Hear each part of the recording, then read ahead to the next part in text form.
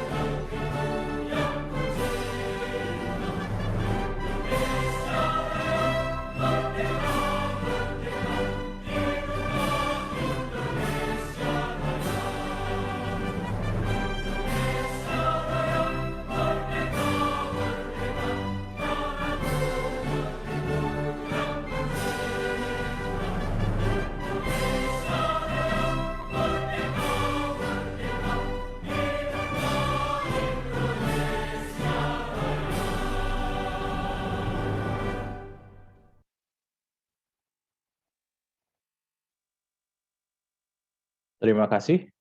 Selanjutnya, kita akan mendapatkan sambutan yang akan disampaikan langsung oleh Dr. Supriyatna SSN MSN sebagai Dekan Fakultas Seni Rupa dan Desain, sekaligus dengan resmi membuka acara Studium General pada hari Kamis, tanggal 16 September 2021 ini. Kepada Bapak Dekan, waktu dan tempat saya persilahkan.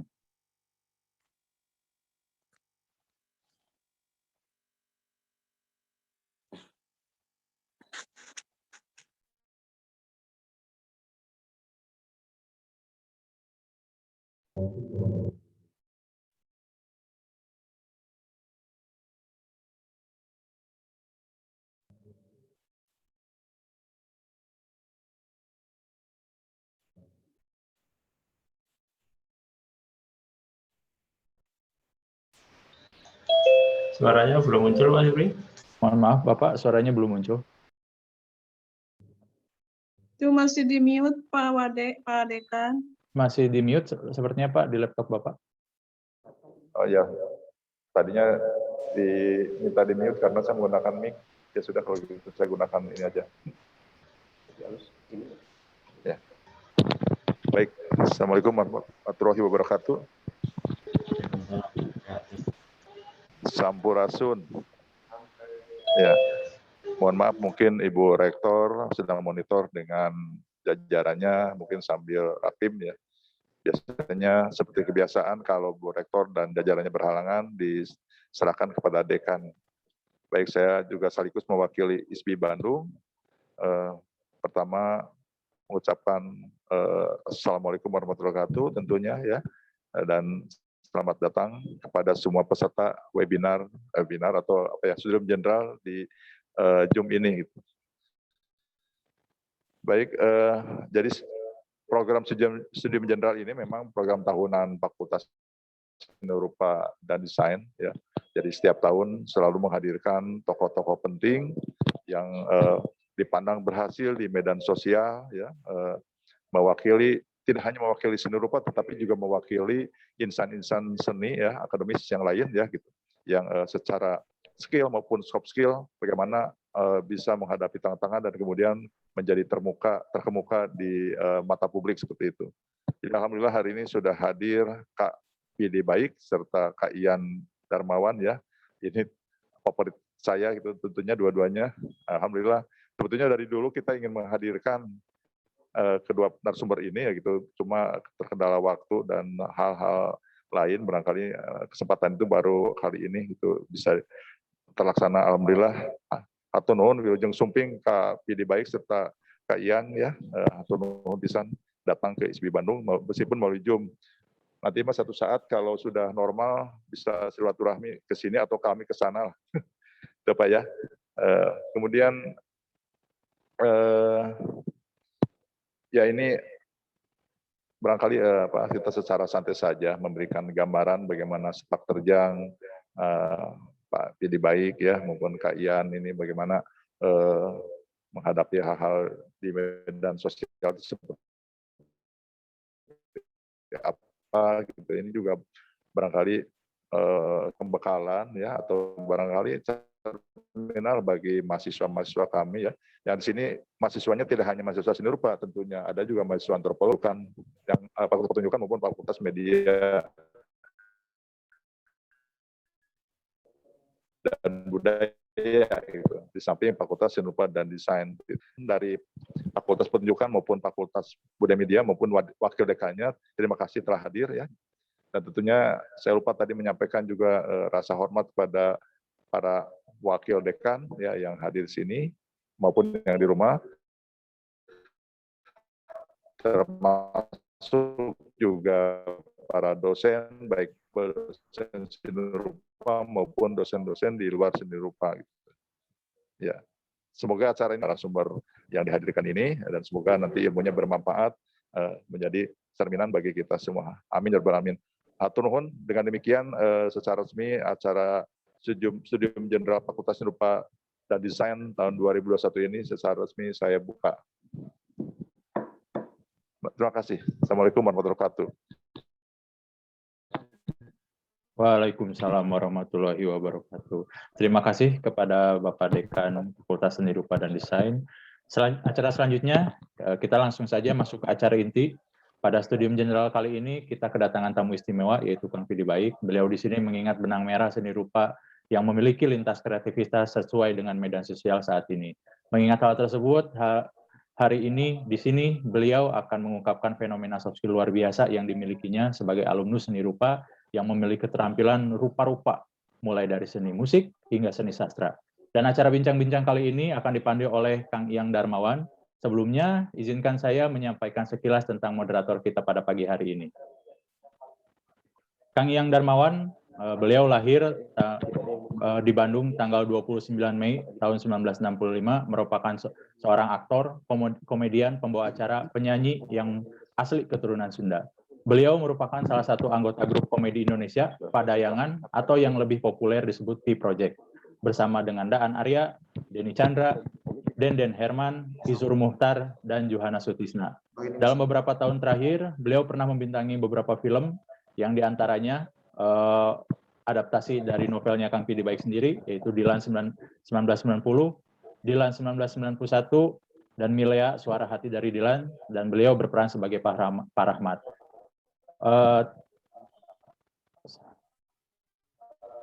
Untuk itu, langsung saja kita serahkan kepada Kang Iang. Monitor Kang Iang sudah ada?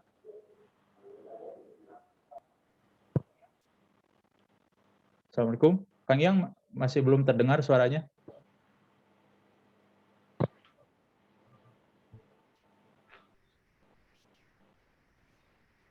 Halo Kang Yang? Belum terdengar Kang, punten.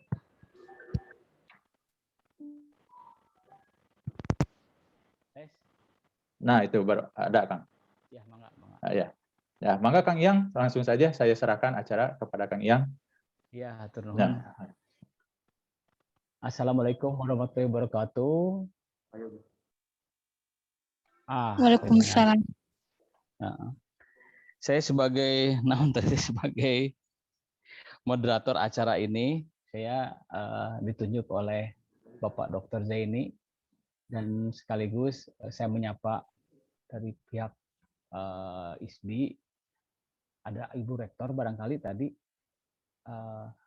Ibu Rektor yang terhormat, kemudian Bapak Dekan tadi, Bapak Dekan, Pak Supriyatna tadi sudah menyebut-nyebut juga salam kenal dan salam ketemu lah di sini di Zoom. Kemudian juga mungkin para dosen dan semua sivitas akademika dan para mahasiswa ISBI, gitulah.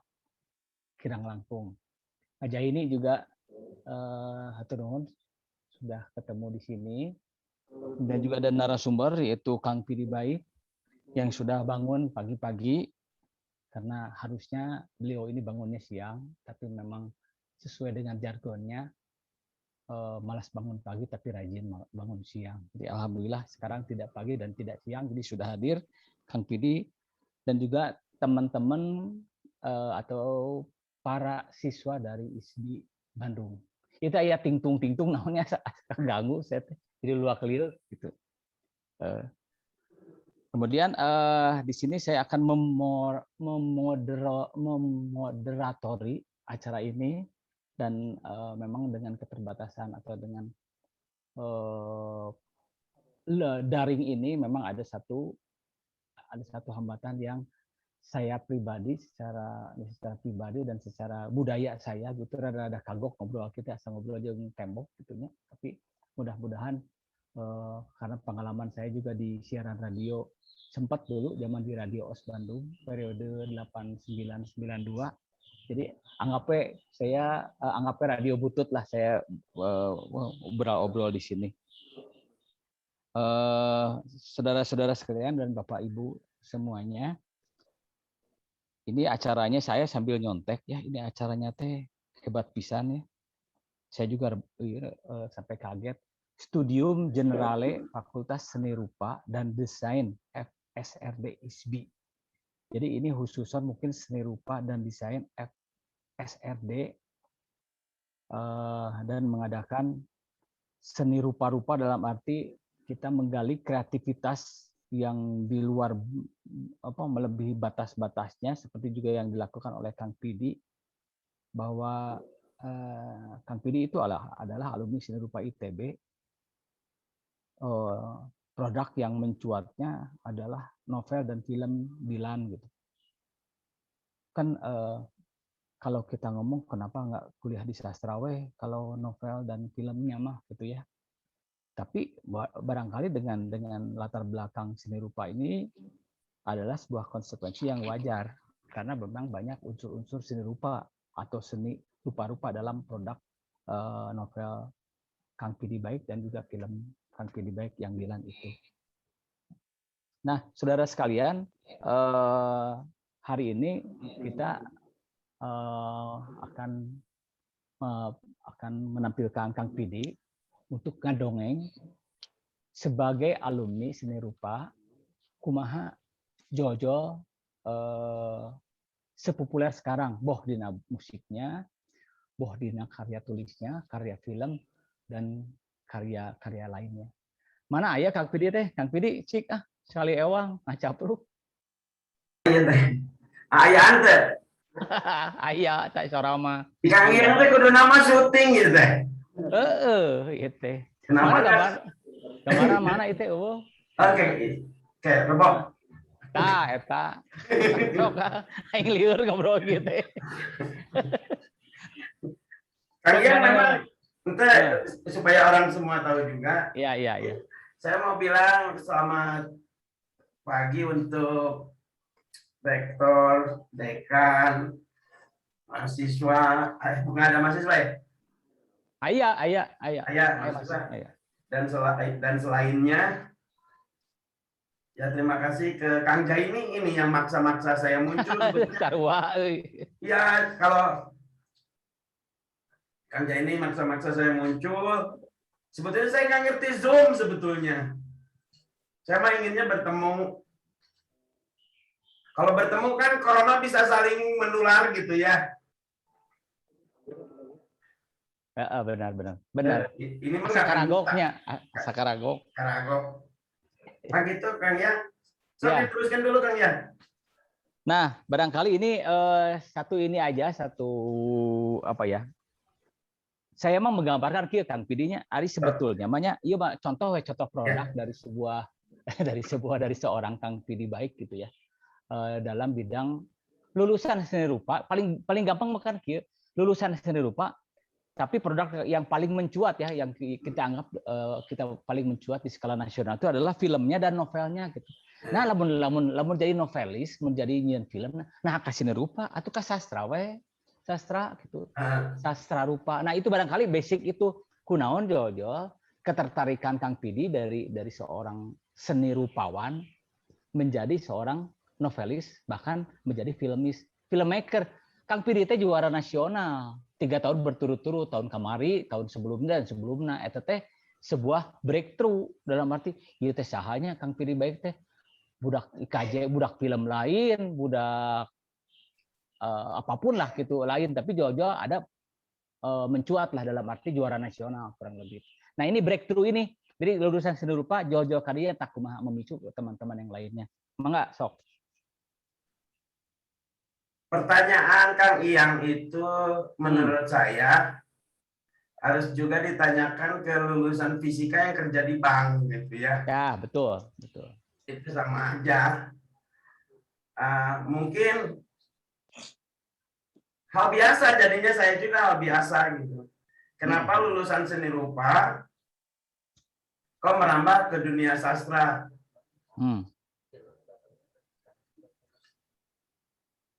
Jawabannya lumrah, karena ada juga anak fisika yang kerja di bank.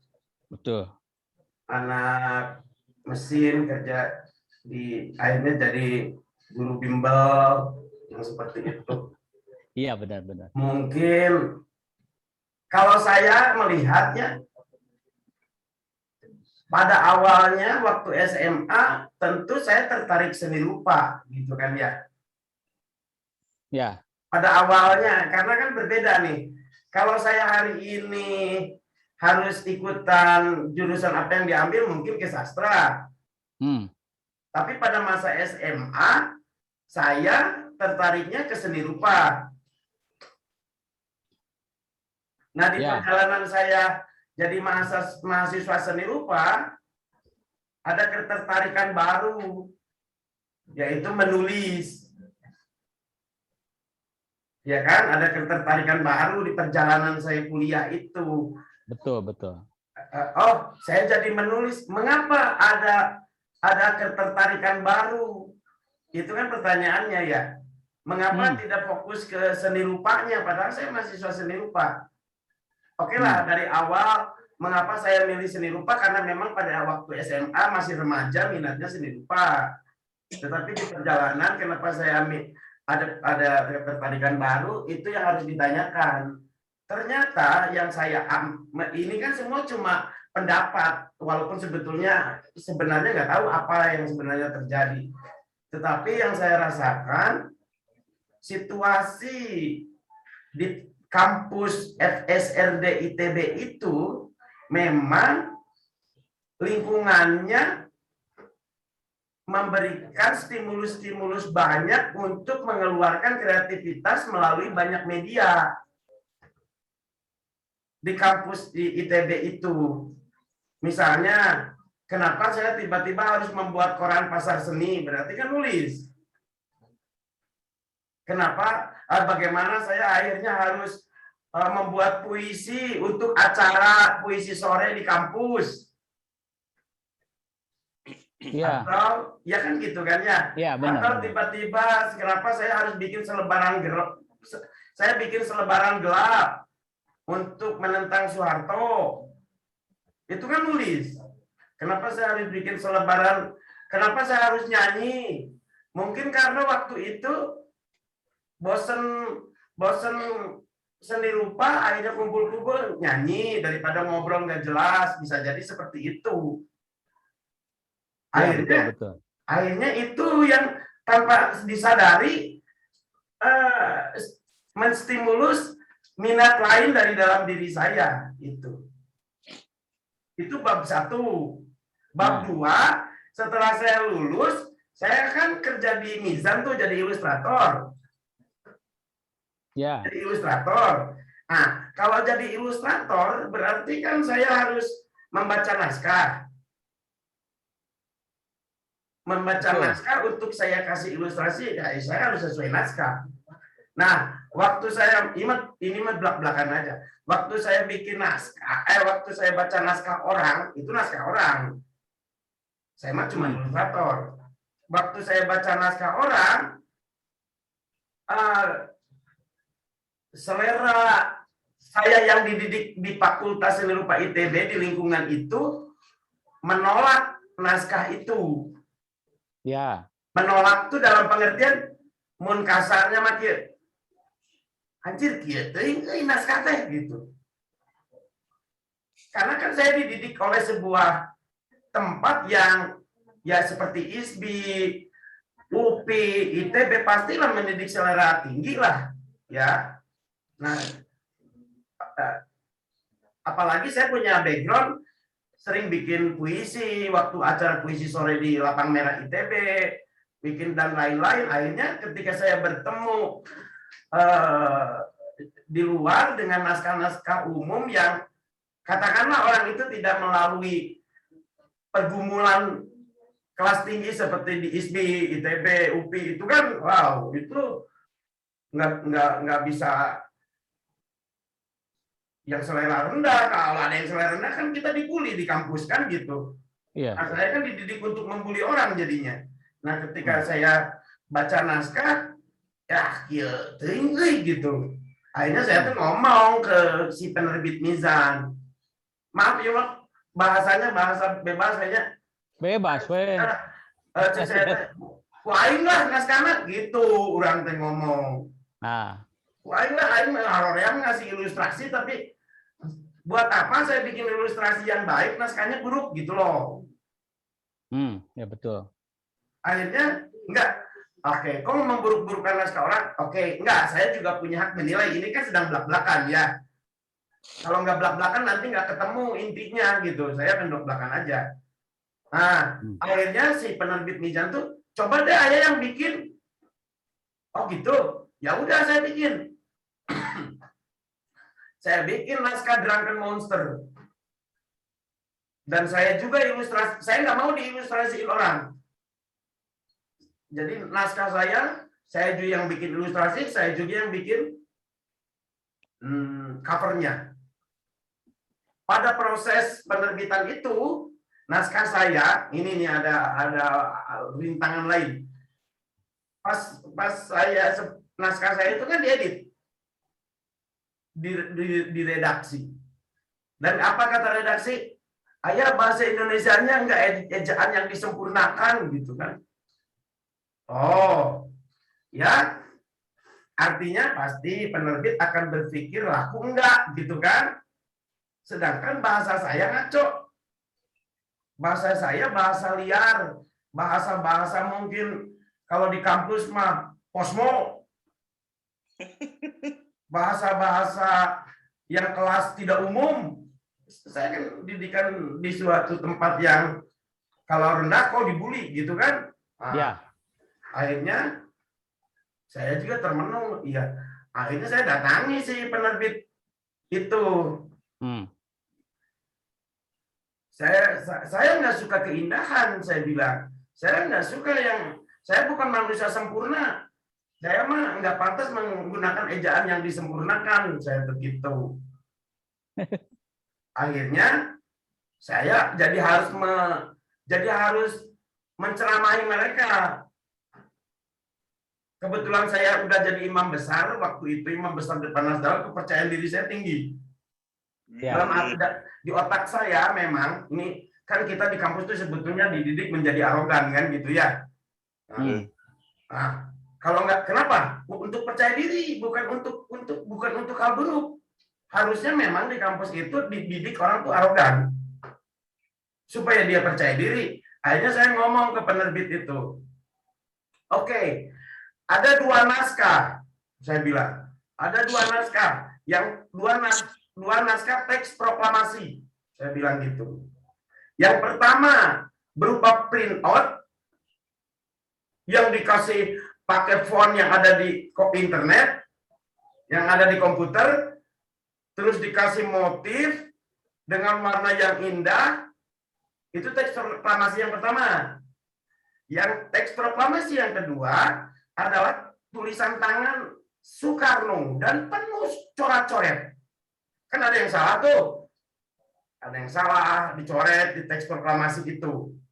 Nah, saya bilang, di antara 2 teks proklamasi ini, mana yang akan kau pilih?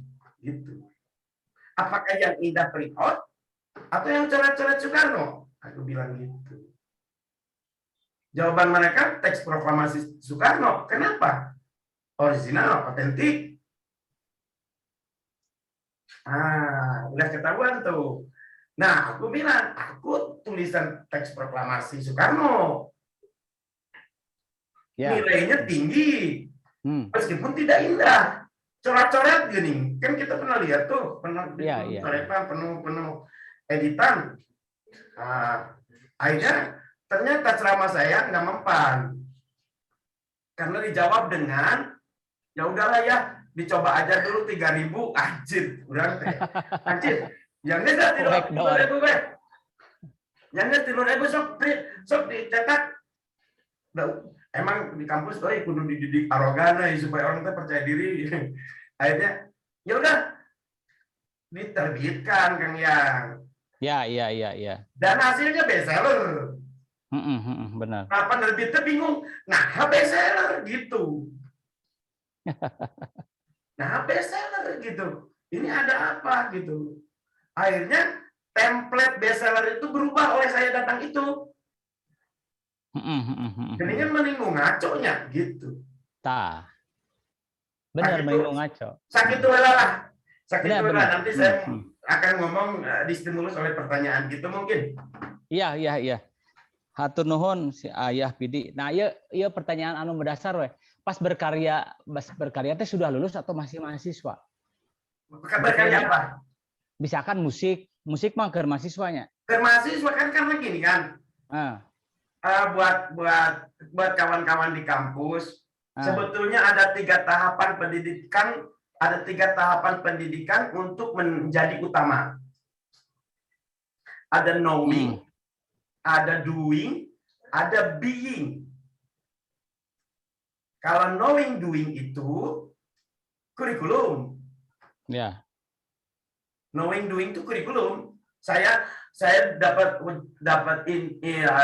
wawasan seni rupa. Oh ya, SSR, filsafat seni. Oke. Terus doing kan, langsung saya kerjakan diaplikasikan dalam mengerjakan tugas kan, selesai. Itu kuliah segitu tugasnya. Tapi kan untuk being bukan di situ. Being itu di lingkungan. Di himpunan. Dia menunjukkan eksistensi dirinya. Nah, eksistensi diri itu lahir dari saya mungkin ingin tampil dengan ada acara fancy night. Saya juga ingin tampil jadi ngarang lagu. Benar. Ada puisi sore, jadi saya bikin puisi. Pas kumpul-kumpul, saya jadi bikin lagu. Nah, makanya bagi orang yang ke kampus hanya untuk kuliah, itu hanya akan dapat knowing doing. Iya. Tidak akan dapat being. Karena ia hanya dapat kurikulum, dapat pengetahuan, dan ngerjain tugas, udah. Nanti setelah itu pulang.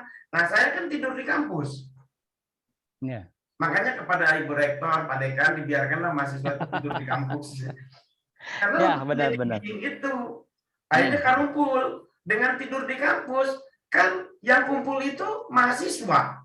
Berbeda ketika kita kumpul di luar. Situasinya tidak mendidik kita untuk lebih baik, karena memang segitu-gitu aja kalau di luar kan. Gitu.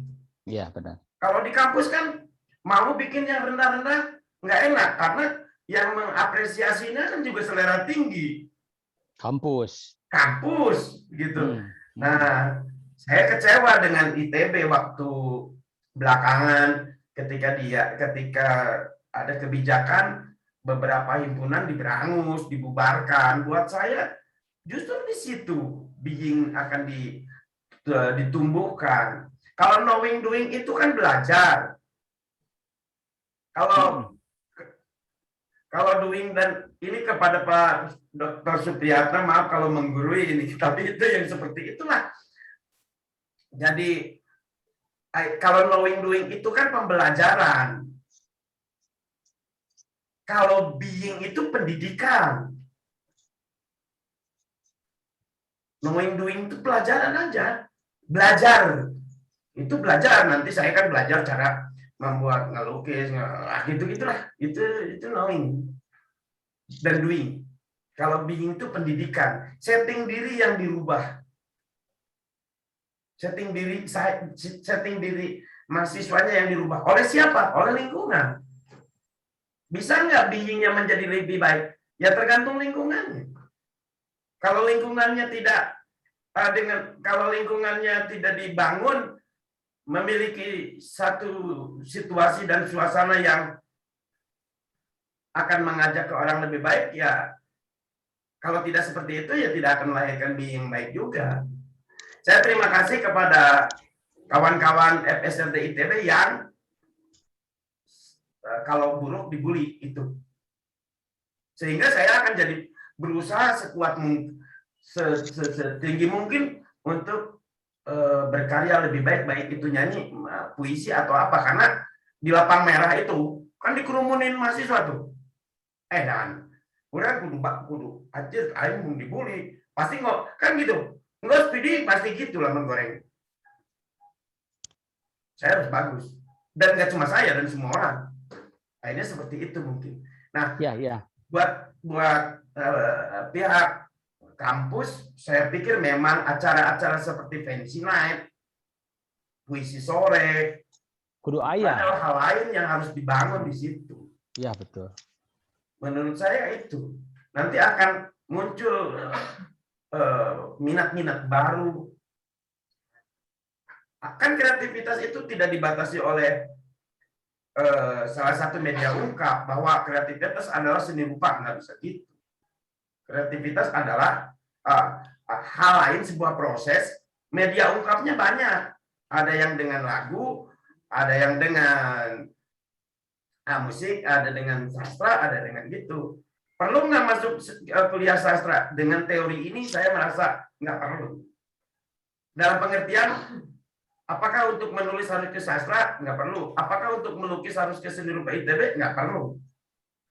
Menurut saya, kalau mau melukis, kalau cuma knowing doing mah, di Sanggara aja. Ngapain ke Fakultas Seni Rupa dan Desain? Sanggar juga bagus-bagus kayaknya. Kalau cuma untuk mengetahui sastra, diskusi lah, gitu kan. Kalau kampus harus bisa membangun suatu situasi lingkungan yang membuat menggeliatnya daya kreativitas mahasiswanya, gitu mungkin. Oke, ya Pidi, udah kebayang. Jadi kampus teh sebagai stimulus menuju pintu-pintu lain di depan menjadi apapun gitu ya, lewat knowing, doing, dan being gitu. Ini bisa dilihat di filmnya karya Ayah Pidi, Cowboy Kampus, menceritakan dinamika FSRD ITB gitu. Nah, yang saya garis bawahi sebetulnya jelema-jelema anu bararaongnya puntennya dicampur bahasa Sunda tuh ya. Orang-orang yang menonjol di FSRD ITB ya, yang saya tahu aja. itu ada yang namanya Ayah PD Baik, Candil, terus ada juga Candil juga sebagai itu di dalamnya tuh di seni rupa ITB di FSRD itu dia tokoh juga gitu, tokoh mahasiswa. Kemudian juga ada Tegep almarhum yang bikin Tegep Booth. Kemudian juga ada Goy, kemudian juga ini yang saya tahu aja beberapa orang. Nah, jadi kelihatan di zaman mahasiswanya juga kelihatan, di kampusnya juga apa namanya kedai cicing gitu ya. Terus juga akhirnya produk-produk mereka itu ya akhirnya mencuat. Jadi penting juga di kampus itu para mahasiswa kudu tedaik cicing, barangkali kudu daik apa namanya ya ada pentas seni di FSRD ISBI, apapun itulah, baca puisi sore atau apapun lah kreasi-kreasinya, dan juga itu juga harus bersinggungan dengan lingkungannya itu yang tadi being tadi. FSRD ITB itu kan terkenal dengan zaman periode lama ya periode saya baru kurang begitu paham. Ada pasar seni gitu. Pasar seninya kan sebelum periode 2000 ke bawah itu kan sangat ditunggu karena memang banyak produk-produk yang anti mainstream, bahwa ngadaguan pasar seni ITB itu kita melihat produk-produk dari para mahasiswanya yang memang out of the box gitu. Berbeda barangkali yang terakhir-terakhir ini belum kelihatan hal-hal yang yang spektakuler dari bidang seni gitu. Nah, barangkali ini pentingnya dinamika kehidupan di dalam kampus. Tong loba dicarek Pak Dekan, Pak Dr. Supriyanta, Kang Jai ini juga tong loba dicarek mahasiswa makin we, kan kita juga barangkali produk-produk dari situ. Saya juga di Unpad, di Vkom juga alhamdulillah selama kuliah saya termasuk tokoh di angkatan saya gitu. Karena saya tukang menulis mading di Vkom, yang artinya madingnya di luar dari saya, jurusan saya di Vkom itu manajemen komunikasi ya. Saya bisa mengalahkan dalam tanda petik, saya bisa bikin karya-karya tulis di majalah dinding Vkom itu yang memang berbeda dengan yang dilakukan oleh teman-teman dari jurnalistik Vkom sendiri gitu. Saya berbeda, saya lebih kuat di hiburannya gitu, bahwa tulisan itu harus menghibur gitu. Nah, itu barangkali tadi yang dikatakan si Ayah PD bahwa dinamika di dalam kampus itu sangat penting. Nah, berikutnya barangkali ini mengenai ini juga ISBI itu kan Institut Seni Budaya, ini ada kekuatan di budaya. Berbeda barangkali dengan ITB yang lebih ke art itu dalam segi umum ya, bukan artinya ITB seni rupanya tidak berbudaya, tidak, tapi ITB rasanya lebih general lebih daripada sekedar budaya gitu ya. Nah, ini kan ini pertanyaan buat Ayah PD ya, kan kita ini sebagai ISBI itu juga apa ya? Karena ada budayanya, karena budaya Sunda itu mengajarkan dari budaya ari seni mah cek orang Sunda mah geus perlu diajarkeun. Karena kan kita di budaya Sunda itu leluhur kita sudah tahu bagaimana upacara menanam padi ada seninya, bagaimana misalkan menikah ge aya senina gitu, segala macam senina. Nah, ini tiba-tiba ada suatu wilayah budaya yang diinyakeun dalam bentuk sekolah seni budaya. Nah, ini kira-kira gambaran Kang Pidi kumaha antara hubungan antara budaya dan seninya sendiri, apalagi Sunda gitu loh. Mangga Kang Pidi, kurang tanya jawabannya naon. Kalau jawaban saya agak mungkin maaf kalau berbeda, tapi maksud saya akan bicara dulu tentang diri saya. Saya adalah orang yang menurut pengamatan saya kepada diri saya sendiri, saya itu orang yang nggak mau dikungkung oleh identitas, oleh status. Saya nggak mau, itu mengekang sekali buat saya. Masa bikin musik, mari kita bikin musik untuk bangkitnya musik Indonesia, anjir ngekang berat pisan gitu. Benar. Saya jadi tugas, kok jadi tugas gitu. Kenapa jadi tugas aing gitu loh gitu, sehingga saya terkukung oleh itu. Mari kita berkarya demi bangsa Indonesia. Itu aing mah demi bangsa Indonesia gitu. Saya mah demi menjadi manusia yang manfaat aja. Bahwa kemudian makanya saya sering ngomong ke orang-orang, Indonesia tuh kamu,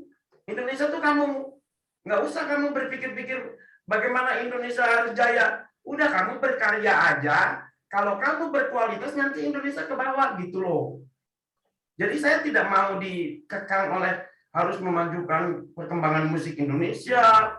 Makanya untuk melawan itu dulu, ketika Panas Dalam manggung, ada tulisan besar tuh Bang ya. Ya. Bangkitlah musik Thailand gitu. Saya sengaja bikin hal seperti itu karena saya tidak setuju dengan seolah-olah saya membuat musik untuk memajukan perkembangan musik Indonesia. Jangan-jangan memajukan perkembangan mafia musik Indonesia, nggak tahunya banyak mafia waktu itu. Terus identitas bahkan sampai ke ranah detail, Kang Dokter Ucup, Kang Jaini, saya sampai ke detail loh itu. Saya tuh pernah ada orang mau nulis buku judulnya 100 Sastrawan Indonesia. Datang ke saya kalian. Datang, ayah adalah salah satu dari sastrawan Indonesia. Saya seri atuh. Aing main sastrawan lah gitu. Saya ngomong, ingat saya bukan penulis gitu. Kenapa? Karena saya nggak mau dikekang oleh identitas itu, oleh status itu. Bercandanya saya ngomong gini ke orang itu. Kalau saya dikenal sebagai penulis, kalau tulisanku jelek, saya malu. Saya ingin dikenal sebagai petani, makanya sekarang saya petani. Sehingga kalau tulisan saya jelek, kalau saya sebagai petani, emang aing mah petani gitu. Nah, status itu buat saya sangat mengganggu. Ya. Termasuk status suami ya, jadinya kudu tanggung jawab gitu. Terus status kalian percaya nggak? Saya tuh bingung ketika orang kan nanya, ayah ditulisnya kalau bikin testimoni ditulisnya apa di bawahnya? Apakah penulis, pemusik, anjir? Nggak lah, tong mikir kali itu lah. Tulislah Imam Besar de Panas Dalam gitu. Akhirnya Imam Besar de Panas Dalam pun semakin kesini dulu mah bangga, akhirnya mah jadi era Imam Besar aing mending petani jadi petani. Sekarang status saya itu petani. Petani yang menulis, petani yang bikin musik, petani yang berkarya gitu. Jadi identitas tuh berat saya sangat mengganggu. Nah, soal kebudayaan juga bagian dari identitas itu. Kenapa saya harus ditentukan oleh satu zona wilayah gitu?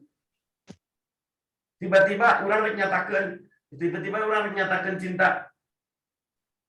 Ulah gitu nyatakan untuk sesuai dengan budaya Sunda, ancir gitu bisa. Kenapa saya harus dikekang itu gitu? Saya mah warga dunia, bukan warga suatu daerah gitu. Soal zona wilayah mah urusan administrasi itu mah gitu. Saya mah manusia pada umumnya, manusia universal yang tidak mau dikekang oleh satu batasan-batasan itu.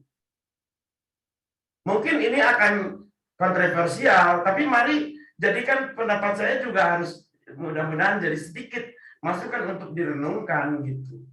Ya. Dan soal masalah kebudayaan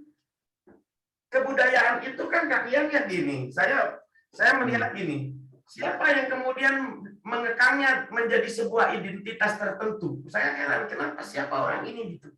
Saya ingin mencari orang itu. Dalam pengertian gini, dulu ya Kang Jaini pasti paham ini. Dulu 500 tahun yang lalu Kang Yani ya. Ya. Anak-anak kan keluar dari rumah nih. Kang Jaini pasti paham ini. Keluar rumah kan. Malam hari anak-anak kecil keluar rumah. Terus mereka menikmati apa? Untuk menikmati bulan purnama di halaman rumah, mereka berkumpul. Tentu ini berulang setiap bulan tuh berulang bulan purnama. Akhirnya bulan kayaknya. terang bulan. Anak-anak keluar 500 tahun yang lalu loh, belum ada internet, orang-orang pasti keluar. Akhirnya orang itu meningkatlah kreativitas di situ. Atas dasar apa anak-anak itu, Kang Jaya ini kan pasti tahu, atas dasar apa anak-anak itu harus berkumpul di halaman rumah untuk menikmati bulan purnama? Pasti tanya, kenapa? Pasti nggak tahu, karena intuitif. Ya saya mah ingin senang, bosan di rumah, ada internet, lama. Akhirnya mereka berkumpul, menari-nari dengan menggunakan sarung, oke? Menggunakan sarung, nyanyi-nyanyi, oke. Mereka betul-betul murni ingin didorong oleh dorongan bermain. Dorongan main-main. Pasti motivasinya hanya ingin bermain. Nggak ada maksud dan tujuan. Pasti nggak ada maksud dan tujuan. Tanya, apa maksud dan tujuannya? Pasti, si mama naon sih begitu ditanya. Urang mah hayang ke halaman, menikmati bulan purnama. Dorongan mereka bermain-main. 500 tahun kemudian setelah itu lahirlah kurator yang menyatakan bahwa itu tari serimpi. Benar. Yang menyatakan bahwa itu adalah lagu-lagu Sunda. Anak-anak waktu itu melakukannya nggak ada motif, tidak ada niat untuk memajukan kebudayaan Indonesia, nggak ada. Mereka hanya dorongan bermain aja. Oleh kurator lah kemudian menyatakan bahwa itu, katakanlah ini tari serimpi aja salah satu contoh, misalkan gitu, atau tari apalah. Kemudian jadi ada kursusnya. Kalau kursus itu kan ada pakem-pakem. Dibikinlah pakem-pakem. Akhirnya ketika diselenggarakan di atas panggung, orang-orang itu kan melakukan itu bukan dorongan bermain. Teknis, sangat robotik. Dulu mah anak-anak waktu bikinnya, ya senang-senang aja. Tahu tiba-tiba jadinya kunaon jadi nervous ketika manggung. Ya karena robotik itu, dorongan bermainnya nggak ada. Ada pakem. Karena ada pakem lah mereka jadi nervous. Menurut saya seperti itu. Nah, akhirnya muncullah quote saya, Kang Yang. Sesungguhnya hidup ini bermain-main. Sekolahlah yang telah menyebabkan kita jadi serius. Kudu aya maksud dan tujuan. Nah, itulah gitu. Diadili, disidang lah maksudnya mah. Misalnya anak-anak itu disidang aja setelah bermain. Atas dasar apa kamu gitu-gitu? Ya Tuhan, kenapa jadi seperti ini? Itu betul-betul murni dorongan bermain. Maksudnya kan yang dorongan bermain itu di kampus juga harus ditingkatkan dorongan-dorongan bermain itu. Itu bisa pada ranah-ranah acara-acara seperti Fancy Night. Kan di kampus ITB, di tempat kami dulu, ada begitu banyak kegiatan-kegiatan liar. Dan itu, wow, sangat menstimulus. Dah hoream kuliah saya sebenarnya. Saya mah lebih suka ingin melakukan kegiatan setiap sore, orasi, nu gitu. Dan kuliah mah, sampai kurang teh, nah ngomong naon, atulah gitu, saya gitu. Itu yang terjadi. Sama dengan mungkin ada orang yang dia duduk di depan rumahnya. Di depan rumahnya tuh ada serumpun bambu lah ya. Tiba-tiba serumpun bambu itu satu bambu dengan bambu lainnya saling beradu. Lahirlah dengungan. Kemudian intuisinya menyuruh untuk menebang pohon bambu itu dan dibikin jadi angklung. Kan nggak ada maksud dan tujuan. 500 tahun kemudian diklaim itu teh angklung budaya Sunda.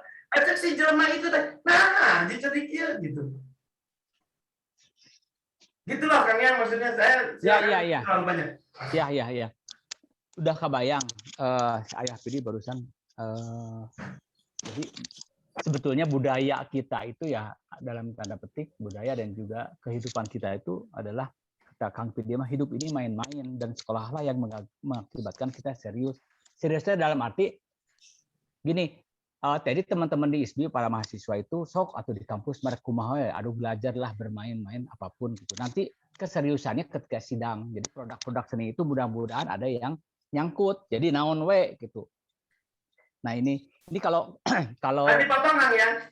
Ya ya. Saya sering ngomong sama Mendikbud tentang bermain-main. Ya. 2 tahun yang lalu tentang mari kita bermain-main. Nah, belakangan Pak Nadiem ngomong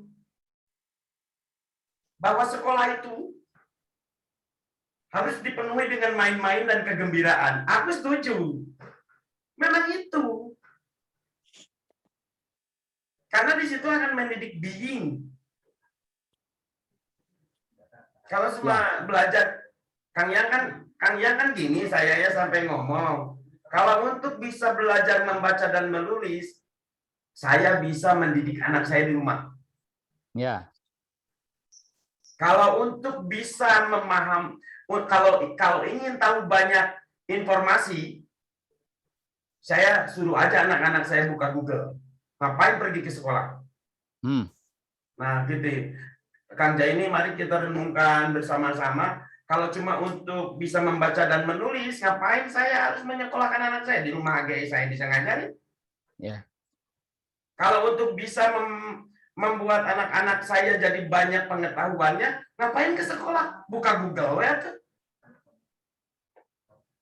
Tapi kan anak saya harus bertemu dengan satu situasi lingkungan, ya kan? Bertemu dengan teman-temannya, menjadi satu sama lain memotivasi untuk berkarya, untuk sharing, itu kan menjadi hal inti dari mengapa saya akhirnya menyekolahkan anak saya. Agar bertemu teman-temannya. Ya. Bayar SPP sih kedua itu. Sosialisasi. Ya, sosialisasi dirinya, eksistensi dirinya. Maka belajar online itu sebetulnya berbahaya buat saya. Ya. Karena kalau cuma masa anak saya cuma diajarin nyanyi lagu Bandung Dadali lewat online, atulah gitu. Ayeuna berat kudu kumaha atuh. Iya, ya mungkin itu mah tidak bisa disalahkan siapapun, yang salahkan corona. Tapi itu analogi bahwa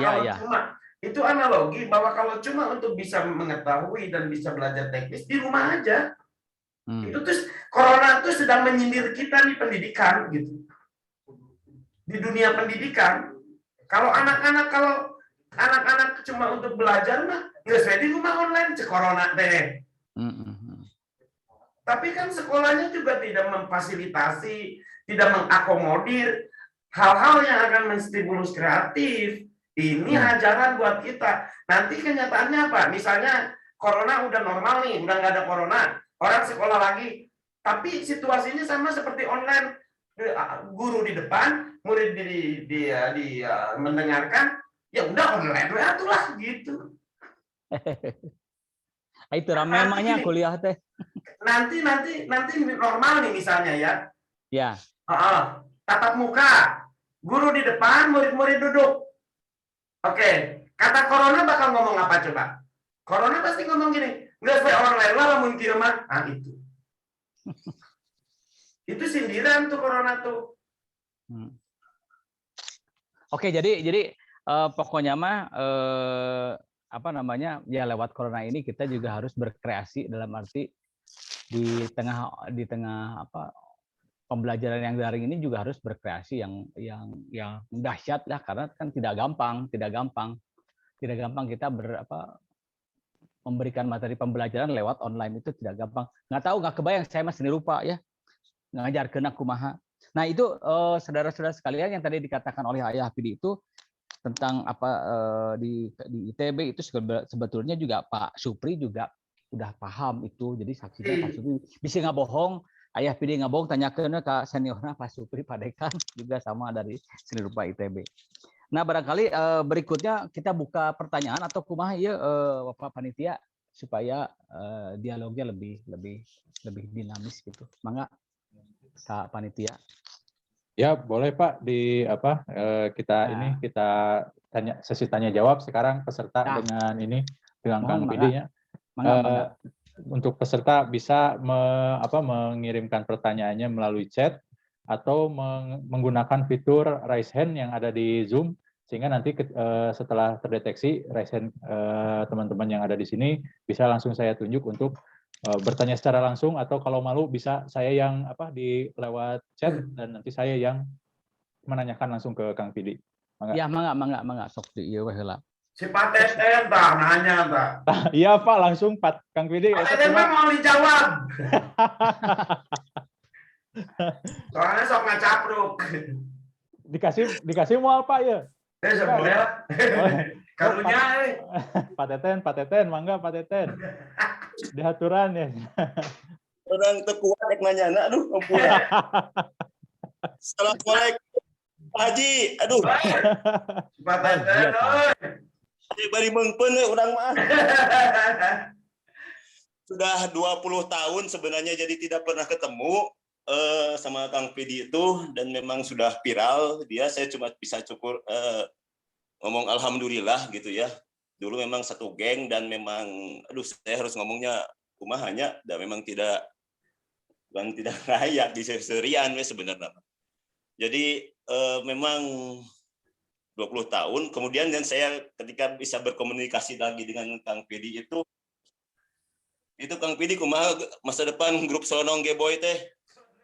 Naon eta? saya bikin grup sama Pak Teten, Solonong Geboy namanya. Untuk menguji keimanan. Saya bisa ngomong, tapi gini, sebenarnya ya, kalau saya kenal Kang Pedi itu dari sejak kuliah, dan dia itu senior saya, dan memang ya benar gitu tadi, didikan harus arogan satu, itu memang bukan dalam pengertian negatif ya. Saya diri, dan Kang Pedi ini memang arogan sekali ketika di kampusnya. PDW padahal mah buleuh gitu tampil. Terus memang ngecaprak dalam pengertian memang tipe-tipenya mempertanyakan selalu sesuatu. Dan saya juga satu geng ketika di bimbel ya Kang Pedi ya. Iya. Musik, nyanyi-nyanyi, nongkrong gitu ya. Tapi jadi memang kita nongkrongnya memang berkualitas. Jadi ketika nongkrong itu ya memang mahasiswa lah namanya, itu gapleh pasti. Iya. Tapi udah gapleh nih Pak. Oh, gapleh berarti bener. Licik deh. Terus gini, ya saya juga tahu bahwa Kang Pedi ketika di jurusan tekstil, dan satu itu yang saya jadi memang bibitnya itu ketika TA-nya dia tuh bukan tekstil. Mickey Mouse Kang Pedi ya. Nah itu. Nanti saya cerita tentang itu ya. Ya itu cerita ya. Nah yang jadi pertanyaan memang ini dikotomi sekali. Satu sisi memang kita sebagai manusia memang sebuah komposisi lah kalau dalam kayak seni mah. Jadi tidak bisa hanya komposisi yang bagus itu tidak hanya merah hungkul gitu kan, atau tidak hanya warna biru hungkul, analogi biru, tapi sebuah komposisi ada hitam, ada merah, ada tekstur, ada segala macam-macam. Nah itu sebenarnya. Jadi memang kita beragam. Kita punya talenta, kalau saya istilahnya sebenarnya kita ini multi talentan jadi bisa multi talentan, nyik segala rupanya bawangnya segala rupa seperti talentan gitu, seperti itu.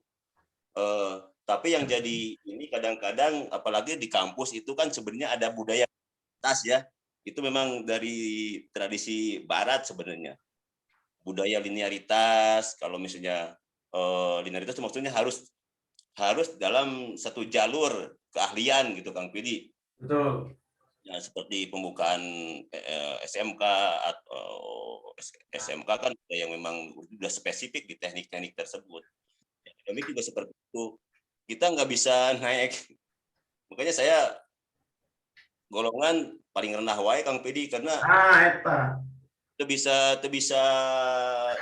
nyari tas jadi ngacak ya, kadang-kadang karena status itu iya di kopiah kerja di tukang peyem, kadang-kadang jadi besar, kadang-kadang juga mengerjakan karena saya punya tradisi ditasi kreativitas di Anyaman, kadang-kadang ngelukis juga, kadang-kadang nyanyi karaokean. Kemarin Agustusan saya nyanyi dan seperti itu. Tapi itu memang di budaya akademik kadang-kadang jadi konfrontatif gitu. Satu harus didorong linearitas supaya jadi misalnya jadi profesor cat air, hungkul profesor cat air. Profesor koas menguasai koas sampai ke bulu naon diterapkan seperti itu. Diteliti habis ke sana. Nah, seperti itu. Jadi tapi memang ya sesuai dengan karakter manusianya. Mungkin Kang Pidi kan kalau tipe Kang Pidi memang sudah ngacak dari awal. Tapi ada yang manusia mungkin lahir memang fitrah, tapi didikan lingkungan orang tuanya bisa berjalan secara linear, lempeng tiis seperti itu. Ya. Ini nggak bisa kita nggak bisa supaya ini jadi perenungan aja, maksudnya nggak bisa semuanya juga jadi ngacak atau bukan ngacak ya, linear dan multi talent itu memang dua sisi yang memang saling melengkapi. Lamun kabeh jelema misalnya ngacak lamun kabeh semuanya linear ya kayak komposisi sebuah karya aja, misalnya ada aksen gitu ada aksen sebagai sebuah daya tarik ya seperti itu. Nah, itu saja sebenarnya, intinya pengen silaturahmi aja panggil Kang Pedi. Aduh, orang mudah-mudahan kita bisa bertemu sama Pedi itu sudah calling-callingan. Ayo orang mencit embe senang guling kambing di tempat orang, atau orang yang mencit entog ayo. Tapi kayaknya karena kesibukan masing-masing hampura we lah. Angkat diberi Al-Quran. Mudah-mudahan sehat lah. Karena kesadaran cinta. Karena kabarnya ya sakit ya kemarin ya. Kita menjadi mensadarkan diri bahwa orang-orang teh jelema geuning Kang Pedi. Ya. Nah, kitu we tah kumaha tanggapanna, satu sisi memang tadi 100 linear dan satu sisi juga harus kreatif, itu tidak bisa linear sebenarnya. Nuhun. Ya. Waalaikumsalam. Waalaikumsalam. Mangga dilajeng. Kang Teten, saya obrolan Kang Teten itu jadi ingat satu ilustrasi, satu cerita kecil di mana ada seekor harimau datang ke kampus. Si harimau itu pengen belajar fisika. Oke, kata si pemilik kampusnya, oke, boleh. Tapi juga ingin belajar kimia. Oh, tapi juga ingin belajar antropologi. Oh, nggak bisa, harimau. Di sini mah harus salah satu. Kalau mau fisika, fisika. Kalau mau kimia, kimia. Kalau di fisika nanti kamu jangan masuk jurusan fisika. Nggak bisa jadi 3, nggak bisa. Oh gitu ya. Ya udah, saya kembali ke hutan. Kenapa? Karena di hutan saya belajar semuanya. Itu sebuah renungan buat saya. Di hutan saya belajar fisika, kimia, semua di situ terjadi. Nah, saya juga sekarang mempertanyakan Kang Teten dengan pelajaran-pelajaran saya yang kita alami di kampus. Mengapa harus ada komposisi? Aing mampu pakai komposisi, kumain we. Kenapa harus ada aksen gini? Kumain we, aing kumain. Kenapa harus komposisi itu harus gini gitu? Loh, kenapa gitu? Apa yang terjadi? Saya akhirnya merenungkan mengapa saya jadi melawan. Misalnya, coba dikasih titik di sini biar seimbang. Emang kenapa? Apakah harus seimbang? Atas dasar apa harus seimbang gitu? Atas dasar apa? Nanti aksennya gini. Atas dasar apa harus begitu gitu? Dan saya emang nggak suka begitu. Saya emang nggak suka yang tertib-tertib. Ini terutama pelajaran nirmana ya. Harus apa tuh Kang Teten? Harus memfokus kepada salah satu ruang sudut gitu. Mengapa harus begitu? Saya memang ingin flat gitu aja. Dan sekarang karya-karya saya flat. Karena sebagai pertentangan terhadap, ya emang saya nggak suka dengan yang normal, yang seimbang. Wah, apa sih gitu. Makanya TV di saya tuh miring, Pak Teten.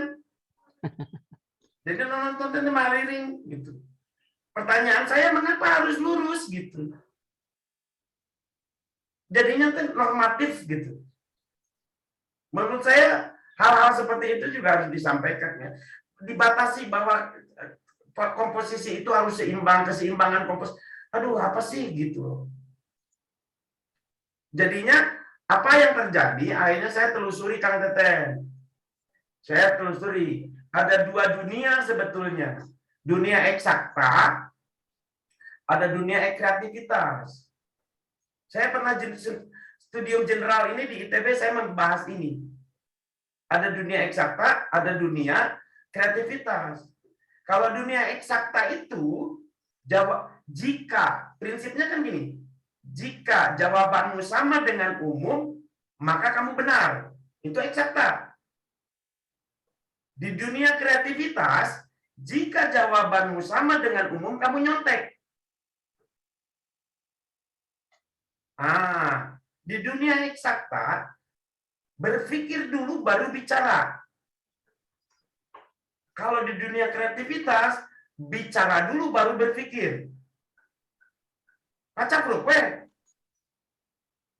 sebagai bagian dari proses ngacapruk itu. Di dunia eksakta, karena jawabanmu harus sama dengan umum, maka haram bagimu jika berbeda. Di dunia kreativitas, jawabanmu harus berbeda dengan umum, maka risikonya disebut gila. Bagi orang-orang yang mentalnya eksakta, terus ada di dunia kreativitas, bayangkan, pasti saya mau bikin sesuatu, udah sian disebut gelo. Karena mentalnya orang eksakta. Lebih parah lagi dari itu, dunia kreativitas dibawa ke ranah eksakta. Seni rupa dibawa ke ranah eksakta. Lahirlah pakem-pakem apa? Sastra dibawa ke ranah eksakta. Sehingga lahirlah, maaf guru bahasa Indonesia, kalau bikin novel harus ada kerangka berpikir, loh kok jadi gitu? Justru saya nanya, oke, Ibu sekarang tahu bagaimana cara membuat novel. Mana karya Ibu? Nggak ada. Karena dunia kreativitas dibawa ke ranah eksakta. Lebih parah lagi, orang-orang kreativitas, Einstein diaku oleh si eksakta bahwa ia adalah ilmuwan, bukan dia orang kreatif. Dia seniman. Thomas Alva Edison itu orang kreatif. James Watt itu orang kreatif. Wright bersaudara itu orang kreatif. Diaku oleh eksakta sebagai ilmuwan. Untuk apa? Untuk dagang teori agar anak-anak mau sekolah. Sekolah kan pabrik teori yang ditawarkan untuk orang mau belajar nggak gitu.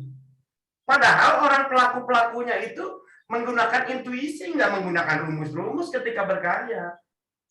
Makanya Einstein ngomong, pengetahuan, imajinasi lebih penting daripada pengetahuan. Sekolah kan hanya belajar tentang rumus Einstein, Einstein sendiri ngomong, imajinasi yang lebih penting, hey, gitu. Nah, akhirnya kreativitas itu dibawa ke ranah eksakta. Tiba-tiba menulis ada tips. Gila. Buat saya, kalau ada yang nanya, ayat tips menulis apa? Saya emang ngomongnya, pertama, harus punya nyawa. Gitu ya. Kedua, punya media untuk nulis, mau komputer atau apa. Ketiga, punya waktu. Keempat, duduk gitu aja. Nggak usah ada tips menulis tuh harus, kenapa jadi masuk wilayah eksakta. Menurut saya, itulah yang terjadi, Kang Teten. Kita mari menyadari diri. Jangan-jangan kita sebagai pengajar, jangan-jangan selama ini juga mengada-ada. Sebetulnya gitu-gitu teuing gitu. Ya karena tugas kita, jadi dosen, ayo kudu ngomong naon, ngarek-ngarek akhirnya benar. Ada orang yang ngomong ke tempat bimbel dulu, asya ngebobodo wae batur, itu kalimat bener. Karena kita sekarang sebetulnya mah. Sekarang lah. Gitu. Kenapa seni rupa harus dibawa ke ranah eksakta gitu?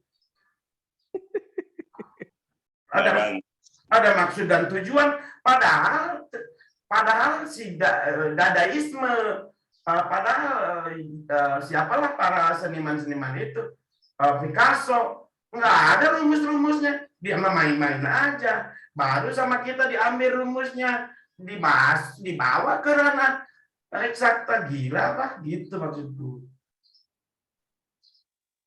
Akhirnya yang terjadi apa, Kang Teten, jebolan kampus kita? Ada 2 jenis karya. Pembuktian diri kita ini. Ada bukti karya, ada bukti diri. Kalau bukti karya itu, orang-orang berkarya betul-betul karena rumus-rumus itu. Kalau bukti diri itu intuisi. Bukti karya mah ijazah gitu. Bukti diri mah track record dia dalam sikap dan perilakunya. Contoh lah, mungkin ada contoh Pak Teten, ada satu buku memo lah. Di halaman pertama ada puisi anak SMA bagus pisan. Berkualitas lah puisinya. Tanda tangannya anak SMA itu. Oke, itu bukti karya. Tapi di halaman kedua ada tulisan, misalkan ini, Pidi baik, nanti Rabu kita bertemu. Tanda tangannya Rendra. Itu bukti diri. Pertanyaannya, mana yang akan kamu takutkan hilang dari 2 lembar itu? Apakah karya puisi anak SMA atau tulisan Rendra? Walaupun bukan puisi. Karena itu bukti diri Rendra. Ada 2 tembok, yang satu lukisannya karya saya, oh bagus gitu. Satu lagi karya, cuma 1 coret, Avandi. So, cuma 1 coret, tapi tanda tangan Avandi. Saya main komposisi, nggak edan-edanan, Pak Teten. Nggak edan-edanan, anjir mikir ketika jauhan dia mundur. Anjir warna merah, warna... Avandi cuma coret, terus Avandi. Mana yang kamu takut roboh temboknya? Bukti diri. Contoh deh, ngedesain edan lah, ngedesain gitu edan gitu. Desainnya bagus pisan. Tapi nama universitas yang tidak terkenal. Bandingkan dengan satu tulisan cuma ITB, alah asal nulis lagi. Mana lu akan laku? Komposisi lagi, ini ITB gitu. Mana yang akan dibeli? Artinya kan indah, tuh, wah keren lah. Nah, tapi universitas tidak terkenal lah, desainnya keren gitu, atau universitas anu lah gitu. Ada satu kaos lagi ITB, pasti akan gitu. Kan ada teori filsafatnya itu, ada kebutuhan need of power, need of estimasi. Nah itu juga bagian dari harus kita renungkan ke arah sana. Gitu aja mungkin.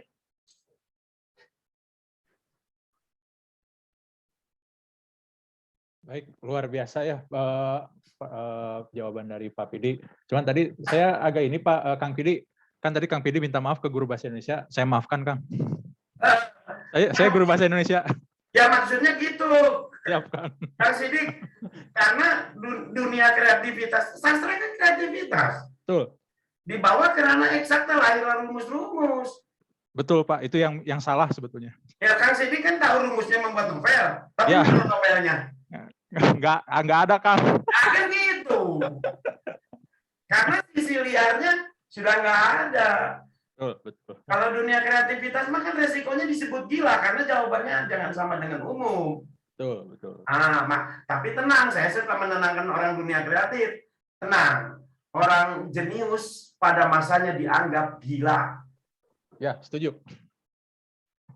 Oke Kang, ini ngomong-ngomong soal novel ya, kita lanjut ke ke pertanyaan berikutnya. Ini ada pertanyaan-pertanyaan dari mahasiswa yang berkaitan dengan novelnya Kang Pidi nih, yang utamanya pastilah tentang Dilan ya. Kan anak muda sekarang, angkatan muda sekarang ini masih dalam euforia Dilanis gitu ya. Mereka masih pada menyukai, masih pada menggilai Dilana. Ini ada pertanyaan dari beberapa mahasiswa, saya sebutkan sebagai kredit aja. Ada Ilhani dari Prodi Tata Rias dan Busana, ada dari Wilmi dari Prodi Kriya Seni, ada Jamal dari Seni Murni, dan ada dari Denada, dari Prodi Seni Murni juga. Nah, intinya begini Kang, ya, dari 4 mahasiswa ini mereka menanyakan soal yang pertama itu gimana gitu, gimana kok bisa Kang Pidi ini menciptakan buku sebagus Dilan gitu. Apakah Kang Pidi itu punya awalnya dulunya itu mencari tahu atau mencari tahu gimana kehidupan anak SMA, atau bahkan itu adalah cerita Kang Pidi sendiri. Sebetulnya itu adalah sekelumit cerita Kang Pidi waktu SMA, cuman dibuat dinovelkan sehingga menjadi begitu kuat diterima oleh para pembacanya. Lalu terus gimana ceritanya sih itu novel itu bisa sekeren itu sehingga mereka sehingga ada yang tertarik untuk memfilmkan novel Kang Pidi ini. Dan yang terakhir, di balik kesuksesan Akang untuk menulis, apakah Kang Pidi masih dalam dari seni rupa gitu, Kang? Masihkah melukis atau berkutat di dunia itu? Itu Kang pertanyaan berikutnya dari mahasiswa.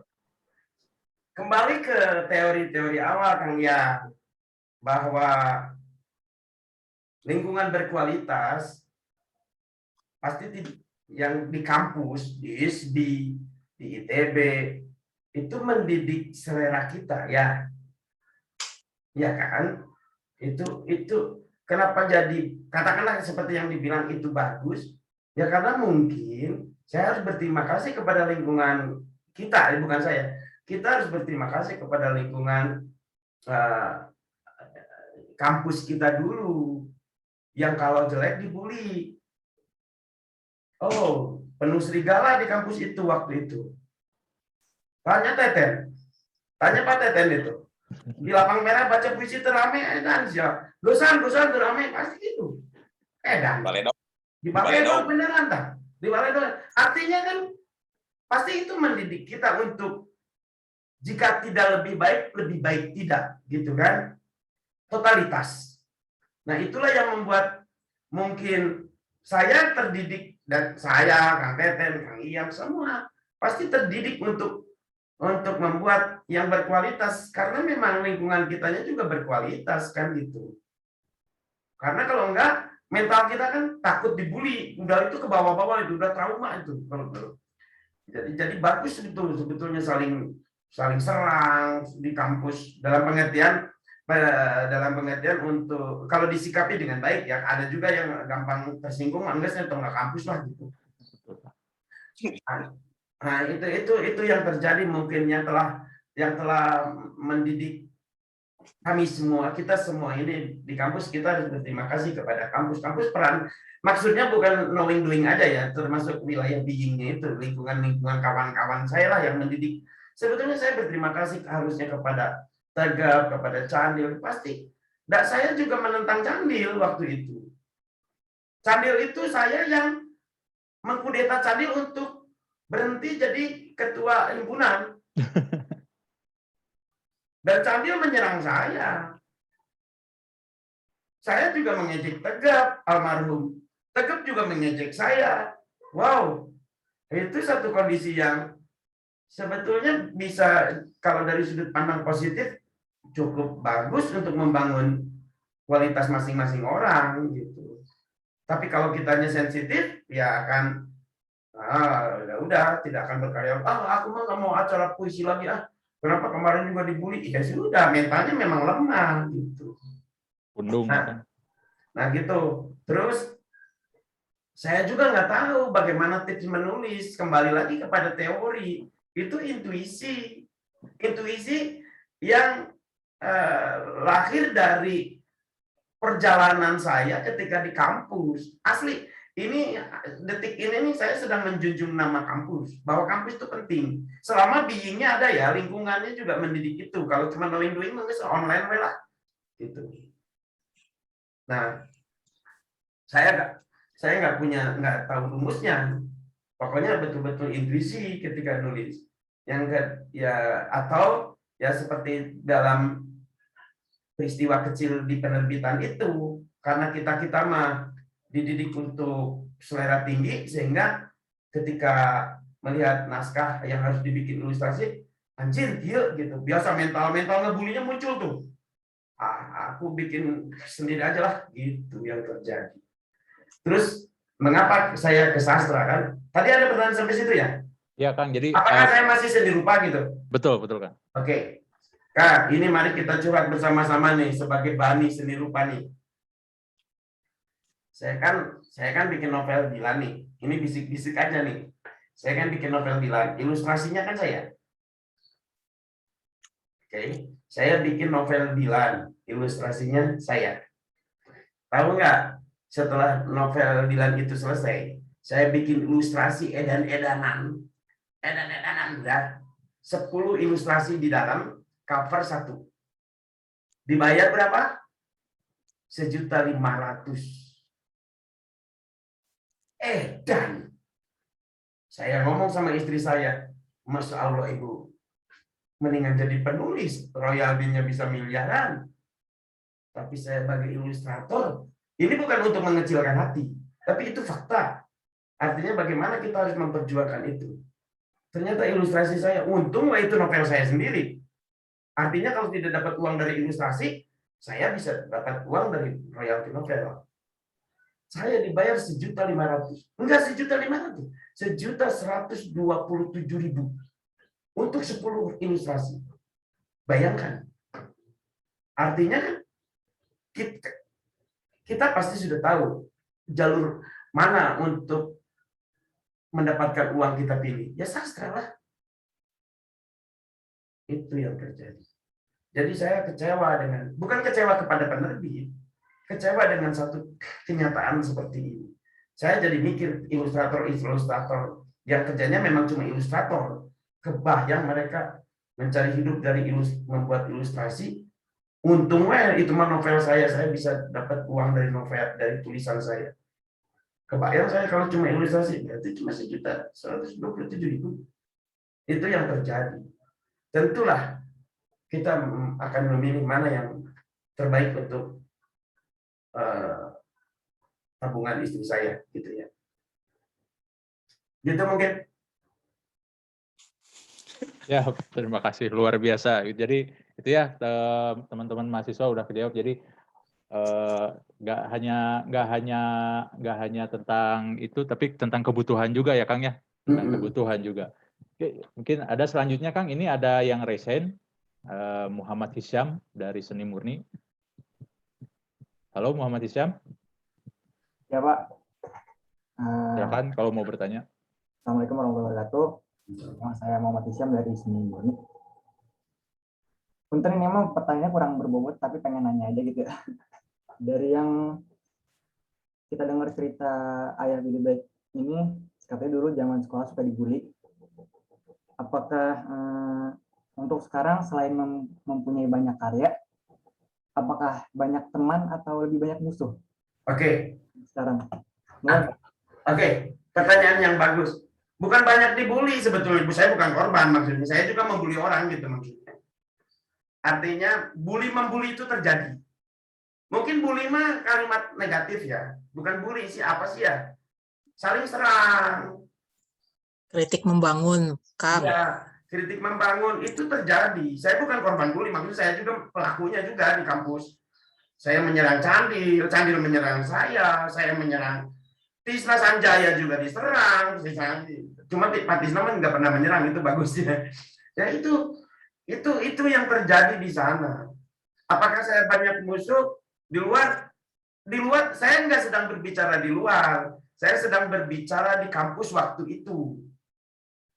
Di luar berbeda kondisinya, situasinya berbeda. Di luar mah iya aja.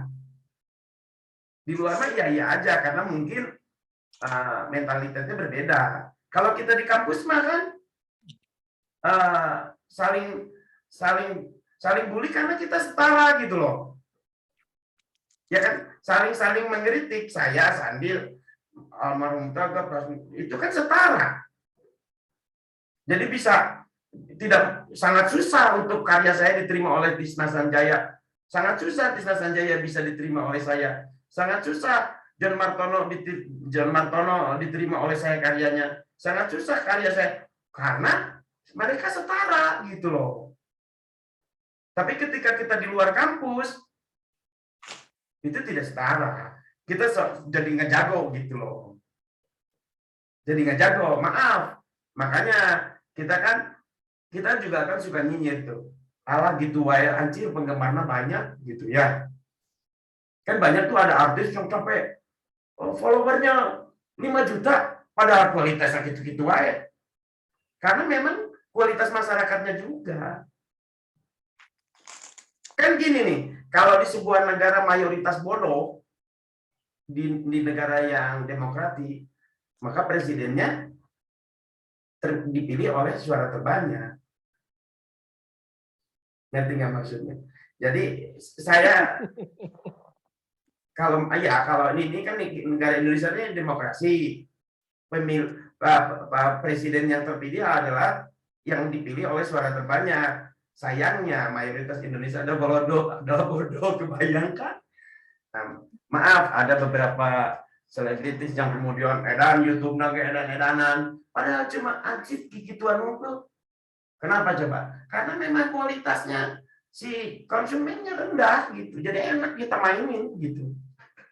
Nah, kalau kita kan dari dunia kampus, pasti nggak mau dong berada banyak penggemar, tapi nah anjir kualitasnya anjir, babaturan aing, pasti kita kan gitu. Jadi gitu. Kenapa saling kritik? Bukan kritik mah terlalu halus. Saling serang di kampus itu karena kita setara. Tapi ketika kita di luar, anjing melenggang kangkung teh aing kumaha aing, tinggal ngomong aing lulusan seni rupa anjir gitu aja. Seperti itu. Keren ya. Ya, keren ya. Lanjut. Masih Yogi miluan. Gimana Kang Yang ini lanjut? Si Yogi suruh nanya dah. Yogi. Puntennya saya mah make sih dasar gua umurna tuh dah. Hayang. Ada ini maka saya senang, harusnya kita bertemu dan nggak corona sebenarnya. Ya, Kang Yang lanjut aja ini Kang Yang gimana? Iya lanjut aja nih baru pertanyaan dari mahasiswa lagi ya. Ya, mangga ini katanya ada dari ini Pak Kang dari Putri Prodi Seni Murni. Ini katanya dia ini penulis kayak Kang Pidi nih. Nah, dia cita-citanya pengen banget novelnya dikenal oleh banyak orang, pengen novelnya diangkat jadi film, tapi sering insecure cenah Kang sama karya tulis saya sendiri, ngaku kalau tulisan nggak sebagus cerita-cerita di luar sana. Jadi cita-cita Putri itu hanya jadi angan-angan. Gimana cara mengatasinya katanya Kang? Oke. Kenapa kamu insecure? Karena kamu ingin dinilai. Gini analoginya, kalau di depan kelas kita ada salah satu siswa yang kita sukai, pasti kamu gember. Kenapa? Karena kita ingin dinilai.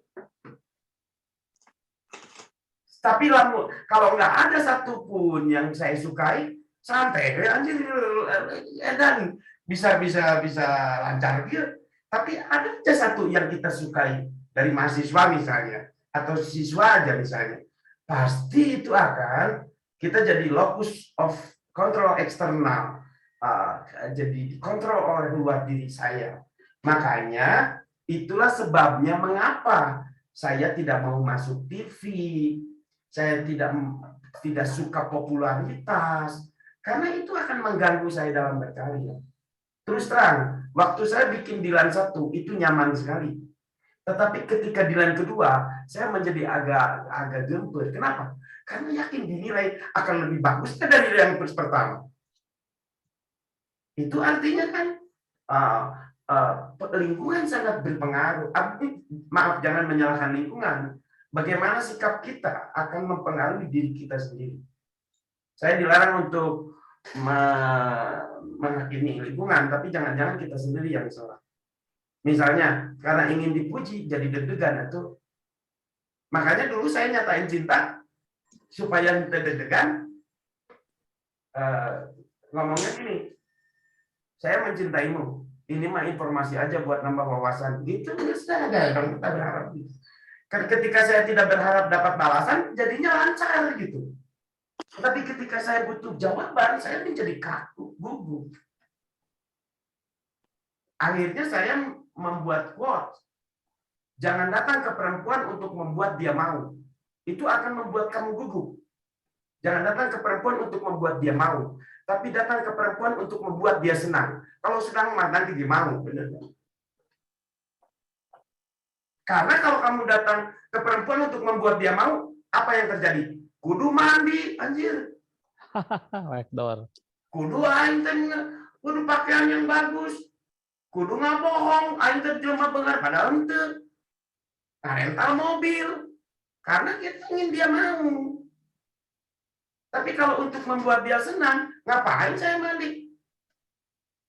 Yang penting omongan saya ini menyenangkan orang. Akhirnya lancar.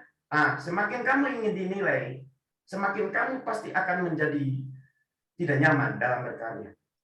Jadi bebaskan diri, harusnya ke locus of control internal. Dalam terminologi Islam adalah lillahi ta'ala. Jadi persetan lah. Urang mah sok ngomong ke, jeung naon aing ngadengikeun komentar orang lah. Jangankan komentar orang, indung aing gitu didenge gitu.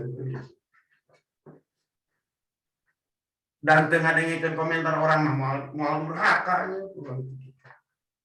Makanya pernah ada di Twitter, ayah sombong, jawaban saya apa?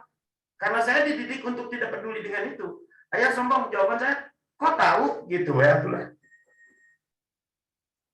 Dah lain debatin itu dan ke level punten lah gitu. Masa orang kudu debat jeung jelema julid? Dan orang mah akan berdebat dengan orang yang memiliki ilmu pengetahuan yang tinggi, bukan dengan orang-orang julid. Ngabis-ngabisin waktu. Jadi saya berkarya pun, ini salah satu contoh yang saya alami ketika bikin buku Dilan kedua. Anjir, aing deg-degan dan guys punya gini itu ya takut dibandingkan dengan yang satu.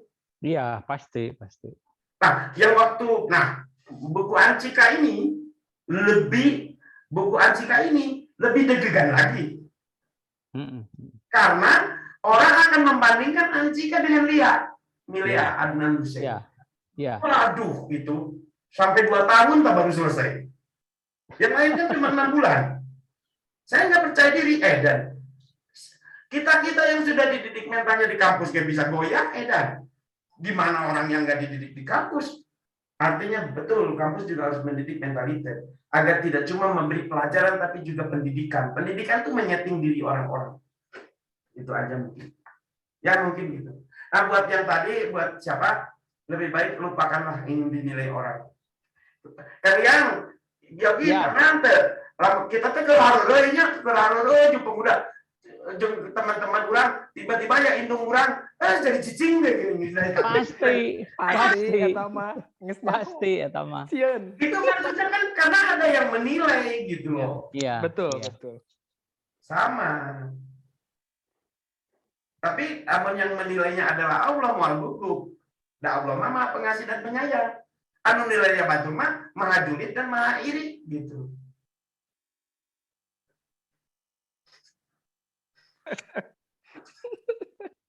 Halus. Lanjut. Lanjut. Luar biasa. Betul apa gitu Al-Quran nanti saya kirim. Nanya naon jodoh atau naon jodoh. Luar biasa. Rezeki nanya jodoh, rezeki naon gitu. Hari baik sok masuk ke Kang Pidi. Tah, ngaya.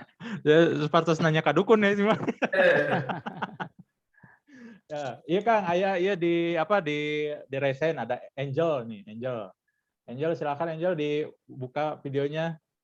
Iya Pak. Ya, silakan Sok. Ayah mau bertanya. Kan Ayah tipe out of the box ya dalam berkarya. Biasanya ada ritual unik apa sih yang dilakukan sampai terciptanya imajinasi karya itu? Nah, berarti yang ini kembali ke dunia eksakta dan kreativitas.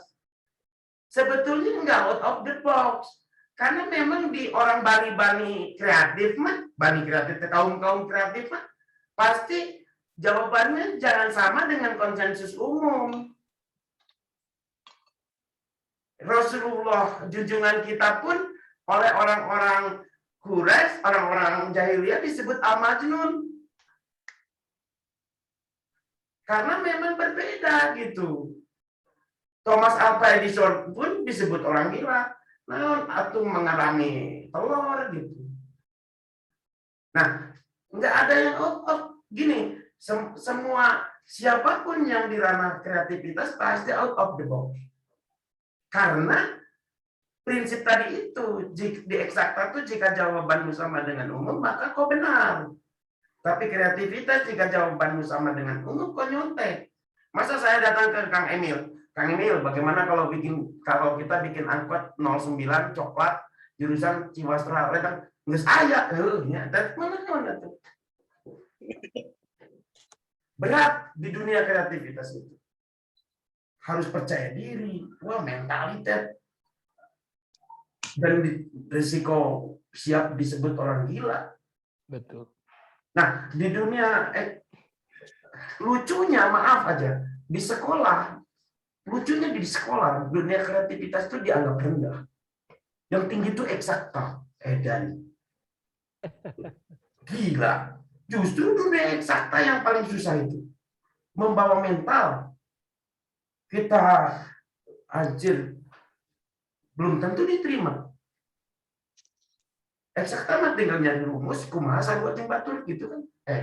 Mudah sekali. Nah, berbeda dengan maksudnya ada pakem-pakem. Kalau dunia kreativitas itu semua manusia, semua makhluk yang ada di dunia kreativitas itu sungguh dia pasti harus out of the box. Dan itulah sebetulnya kita nih ISBI seni rupa harusnya lebih bangga bahwa kita di dunia yang penuh resiko tinggi. Banggalah untuk mahasiswa-mahasiswa ya. Kebetulan Kang Jai ini, Kang Supriyatna, Kang Teten, ternyata mereka juga orang mulia di kampusnya. Bergurulah kepada mereka, karena mereka yang akan mendidik mental kita. Bukan cuma knowing doing aja. Knowing doing mah buka we Google, aing rek ngalukis buka we Google Picasso ke contek begitu bisa. Tapi kamu harus belajar dari orang-orang yang kebetulan saya teh anjir ISBI alus gurunya itu barang gitu maksud saya. Tanda kutip ya. Maksudnya bukan orang-orang yang gitu, susah lah ngomong. Makasih ya. Yuk. Oke, Kang, sigana mah tos jam 10 ya, jam 11 tuh. Siap Kak. Mangga Kang. Jawab we saya besok.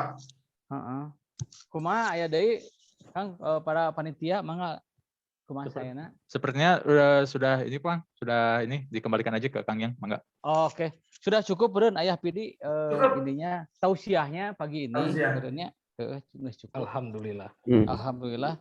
Ya barangkali saya tutup aja. Atau ada yang terakhir yang mau disampaikan Ayah Pidi ke Barudak? Ya iya mah. Anak pendapat saya dari teori yang saya lakukan gitu. Paling 1% dari yang sesungguhnya nyata di lingkungan. Karena susah untuk merumuskan apa yang saya lakukan itu apa susah. Ini mah sekenanya yang saya bisa amati aja. Mungkin cuma 1%. Selebihnya adalah kembalikan kepada diri masing-masing. Diri Anda lah yang lebih tahu siapa diri Anda. Saya mah selalu dari dulu. Saya tidak berusaha lebih baik dari orang lain. Saya tidak berusaha lebih baik dari orang lain. Saya berusaha lebih baik dari diri saya yang kemarin. Ya, barangkali begitu saudara-saudara dan bapak-bapak sekalian, sama juga dari saya. Barangkali saya periode berkesenian tahun 80-an gitu sekarang masih ada, alhamdulillah masih hidup. Saya hanya bisa mengamati beberapa fase-fase teman-teman yang berkreasi. Barangkali mungkin setiap zaman ada orang-orangnya dan setiap orang itu ada waktu-waktunya. Barangkali nanti dari ISBI juga memunculkan seniman-seniman hebat, lebih hebat dari siapapun yang ada di Buah Batu. Barangkali dari saya itu, maka saya kembalikan kepada panitia. Mangga Pak Dekan, Pak Supri, Pak Jaini, mangga. Baik, terima kasih Kang Yang, Kang Pidi, sangat-sangat menginspirasi ya ini untuk teman-teman mahasiswa baru, untuk teman-teman dosen, untuk rekan-rekan dosen juga. Apa yang dikatakan Kang Pidi dan apa yang disampaikan oleh Kang Yang ini benar-benar menginspirasi kita dan semoga bisa menjadi menjadi inspirasi kita juga untuk berkarya, terus berkarya dan tidak pernah berhenti. Jangan terlalu terikat pada peraturan karena kreativitas itu tidak pernah diikat oleh peraturan. Oke. Baik, alhamdulillah acara ini telah sampai pada penghujung acara. Untuk itu saya ucapkan terima kasih lagi atas kehadirannya Kang Pidi.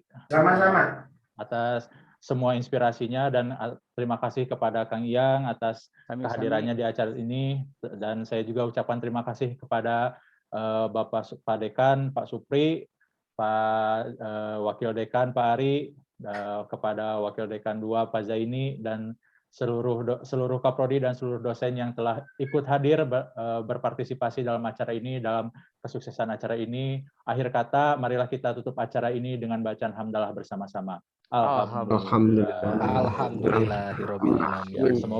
Semoga acara ini memberikan manfaat kepada kita semua, dan saya Muhammad Siddiq selaku pembawa acara meminta maaf jika ada kesalahan dan dalam penyampaian atau dalam tutur kata yang saya ucapkan. Akhir kata, wassalamualaikum warahmatullahi wabarakatuh. Waalaikumsalam warahmatullahi wabarakatuh.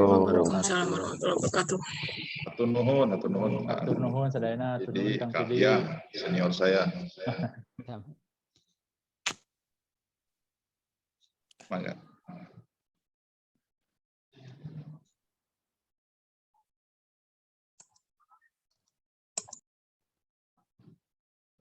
Terima kasih juga semua mahasiswa ya, mahasiswa dosen-dosen.